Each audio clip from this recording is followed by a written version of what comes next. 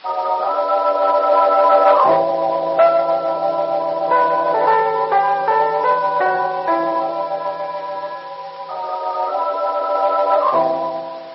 New Adventures of Perry Mason, the case of the Puzzled Suitor. Another brand new mystery story by Earl Stanley Gardner, creator of Perry Mason, master criminal lawyer, champion of justice, genius at solving mysteries. Brought to you every day, Monday through Friday, by Camay, the mild beauty soap for a smoother, softer complexion, and Ivory Flakes, the flakes that help your clothes wear up to twice as long.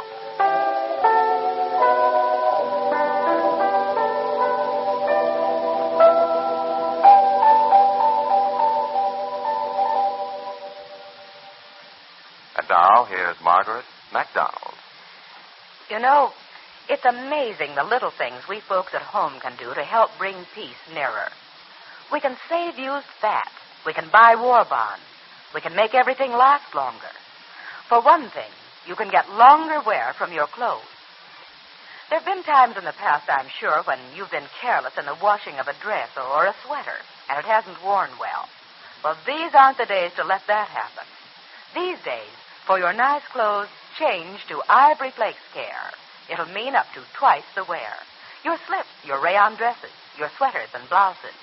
Ivory Flakes helps them stay almost like new, up to twice as long. Don't wash things like that the wrong way, with the wrong kind of soap, because that's what often fades colors and frays seams. Do use Ivory Flakes.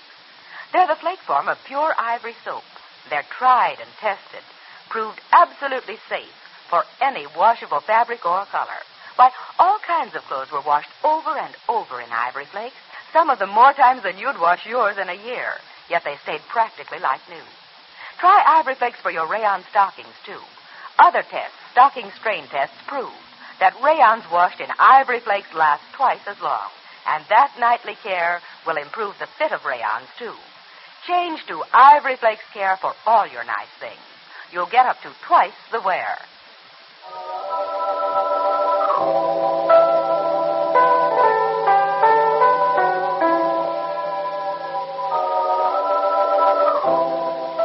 Now, the New Adventures of Perry Mason, the case of the Puzzled Suitor.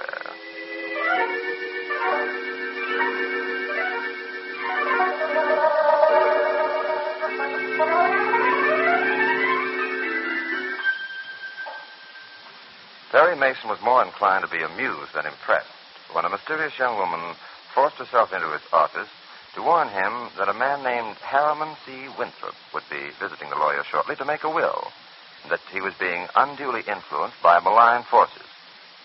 But when Mr. Winthrop actually did show up a few minutes later and did want to make a will, the lawyer was interested, so much so that he has put off a vacation to investigate. Right now, Perry Mason faces the distinguished 64-year-old scientist, Harriman C. Winthrop. Mr. Mason, I want to know who the young woman was. I've told you she didn't give her name. Well, then describe her. Sorry, I can't do that. If you want to retain me under those circumstances, all right. It's all nonsense. That undue influence business. I know what I'm doing.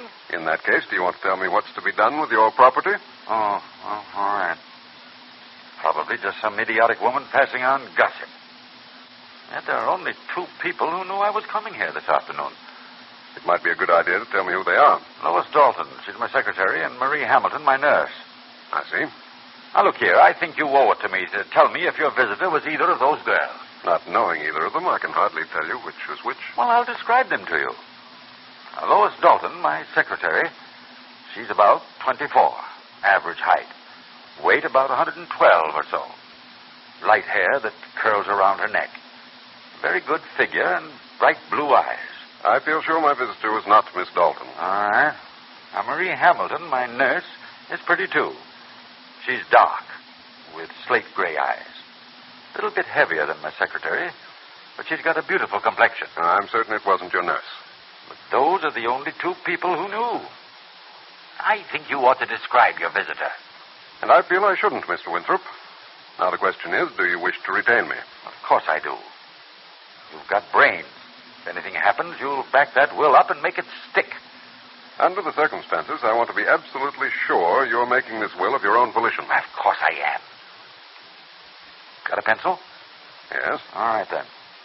Now, here's the way I want my property to go.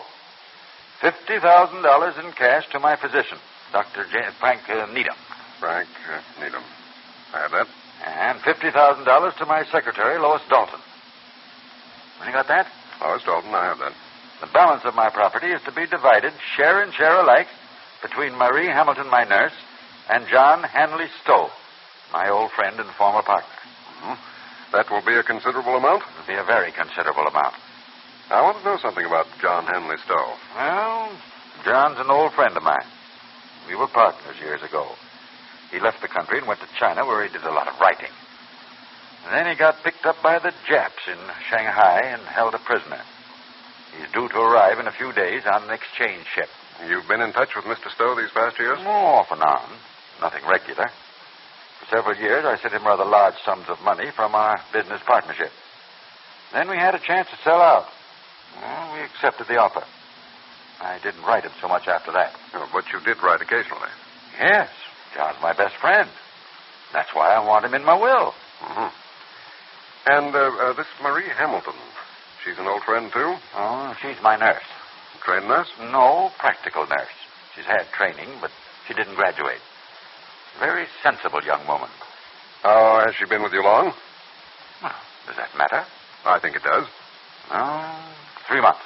And yet you're leaving her half your fortune? Any objection? As your lawyer, it's my duty to point out that the situation might well cause some relative to appear and claim... Relative bar. Cut them off with $1. No more, no less. One more thing. Provide that any beneficiary who contests this will in any way forfeits any money to be received. That's legal, isn't it? Properly worded, such a clause is legal. Good. Can you dictate that right away? No. Well, why not? There's some things I want to look up first. I want that will drawn up and signed by the time John Hanley Stowe arrives. Why? Because I do. Particularly in view of this talk of undue influence. I insist on having it all executed before John arrives. I see. I don't like to make up a will like this in a rush, barring an emergency. Well, this is an emergency, in a sense. Very well.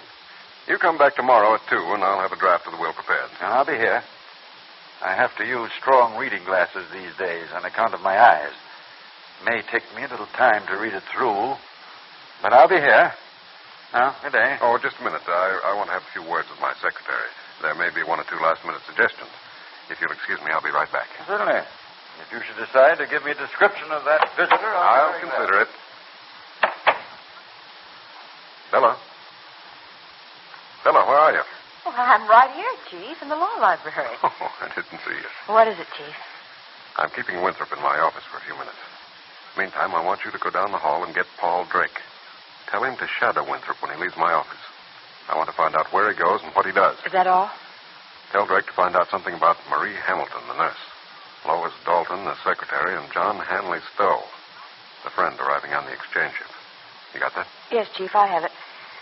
Try to keep him in your office a few minutes so Paul Drake has a chance, will you? I'll do the best I can. But tell him to hurry. Something very fishy about all this. It smells to heaven. Why? This nurse, for one thing. After 3 months, he leaves her a big slice of his fortune. Why? Maybe she's the one that's bringing the undue influence to bear. First, she gets him to make a will in her favor, and then... Oh, Chief, people have been murdered for reasons like that. Exactly, so get going. Get Paul Drake on the job.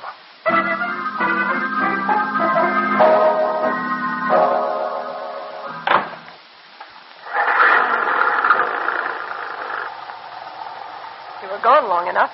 Did you get it signed? No. You didn't. Well, why not? Don't be silly. Those things take time.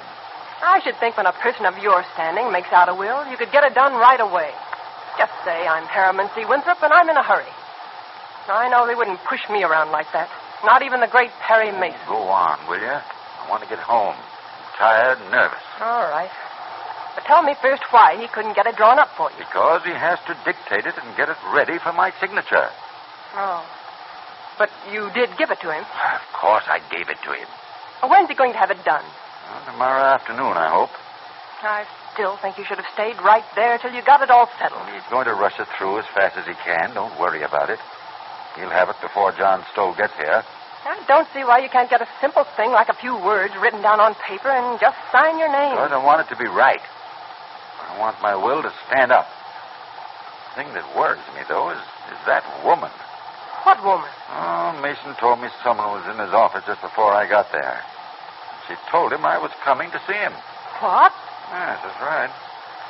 Then she told him that I was being unduly influenced. Can't figure out who it could be. You can't? Well, I can. Huh? It's that meddling little spitfire. No, you're wrong. Oh, it's somebody else. But nobody else knew. Well, that's what I thought. But I must have been wrong.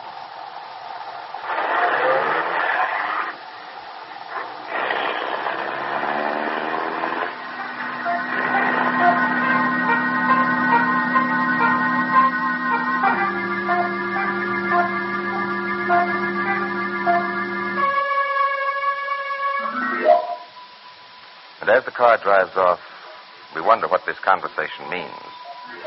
Who is Mr. Winthrop's companion in the car, this woman who was so anxious to have the will signed? And why? Is it possible the elderly scientist is going to sign his own death warrant when he signs the document he's in such a rush to get? Tomorrow we'll hear Paul Drake's report on the principals in this dramatic case of the Puzzled Suitor.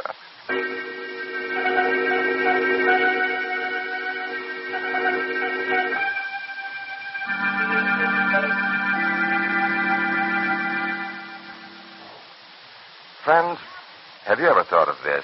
That your complexion is actually the background for all the rest of your features? For example, if your skin is lovely, smooth, and soft, why, against that background, all your other features, your hair, your eyes, are at their very best. Your complexion, you see, is a lot more than just your complexion. And that's why you ought to try Wonderfully Mild Camay. Because just one cake of marvelously mild Camay can give you a smoother, softer, younger-looking complexion. Simply change from improper skin care to regular, gentle, really mild care with Camay, and just one cake of Camay will give you the lovelier skin that will emphasize and bring out the best in all your other features. Now, I mean that sincerely, because we had doctors, skin specialists, actually test Camay's mild, gentle cleansing. They had woman after woman try it. And listen, most of those women soon had definitely smoother, softer, younger-looking complexions, and you can do the same. Simply change to the Camay method of really correct mild cleansing without irritation. It's called the Camay Mild Soap Diet. Directions are right on the Camay wrapper. And remember, one cake, your very first cake of Camay, can give you the smoother, softer, the younger-looking skin that will make you a lovelier woman. Remember, thousands of America's loveliest brides use Camay.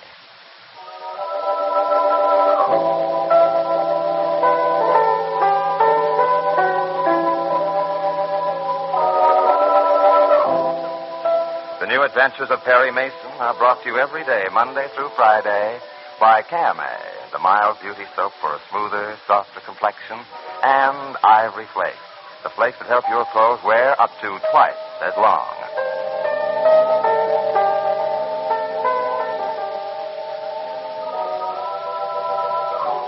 Now, this is Alan Kent inviting you to listen again tomorrow to the New Adventures of Perry Mason.